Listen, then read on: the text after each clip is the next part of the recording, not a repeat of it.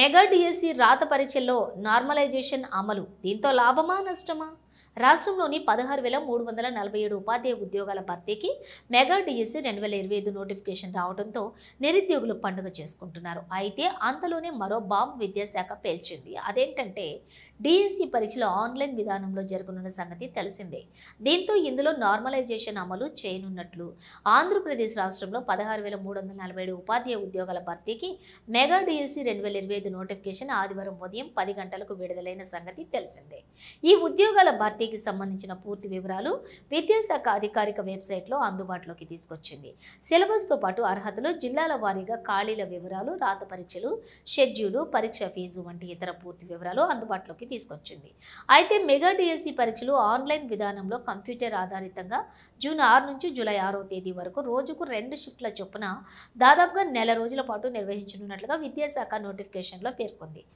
రాష్ట్ర వ్యాప్తంగా జిల్లా కేంద్రాలు, పురపాలికలు, రెవెన్యూ డివిజన్, మండల కేంద్రాల్లో పరీక్షా కేంద్రాలు ఉంటాయి. డిఎస్సికి వచ్చేటటువంటి దరఖాస్తు ఆధారంగా వీటిని పొడిగించడం, తగ్గించడంపై నిర్ణయం తీసుకుంటామని విద్యాశాఖ అధికారులు తెలిపారు. ఒకవేళ అభ్యర్థుల సంఖ్య పెరిగి పరీక్షా కేంద్రాల సమస్య ఏర్పడితే ఆయా జిల్లాలకు సమీపంలోని పక్క రాష్ట్రాల్లోనూ కేంద్రాలను కేటాయిస్తారు. ప్రతి పరీక్ష కేంద్రంలో ఒక విడతకు 300 నుంచి 500 మంది పరీక్ష రాసే సామర్థ్యంతో ఉంటాయి. డిఎస్సి నియామక పరీక్ష ఆన్లైన్ విధానంలో నిర్వహించనున్న నేపథ్యంలో సెషన్లను కలిపి ఈ ఏపీ సెట్ జేఈఈలో అమలు చేస్తున్నట్లుగా నార్మలైజేషన్ విధానాన్ని పాటించనున్నట్లుగా అధికారులు తెలిపారు. పీజీటీ, టీజీటీలను ఇంగ్లీష్ మాధ్యమంతో పాటుగా 10వ తరగతి మొదటి భాష, ఇంటర్మీడియట్లో రెండో భాష, డిగ్రీలో చదువుకున్న భాషకు అనుగుణంగా ఇంగ్లీష్తో పాటు మరో భాషలో ప్రశ్నపత్రం ఇస్తారు. ఇతర పోస్టులకు ఇంగ్లీష్తో పాటుగా అభ్యర్థులు ఎంపిక చేసుకున్నటువంటి భాషలో పరీక్ష రాయవలసి ఉంటుంది. పీడీపీఈటీలకు ఆంగ్లంతో పాటుగా తెలుగులోనూ ప్రశ్నపత్రం ఇస్తారు. నార్మలైజేషన్ అంటే కంప్యూటర్ బేస్డ్ టెస్ట్ విధానంలోని ఒకే సబ్జెక్టుకు 2-3 సెషన్లలో ఒక్కోసారి 5 సెషన్లలోనూ పరీక్షలు నిర్వహించే అవకాశం ఉంది.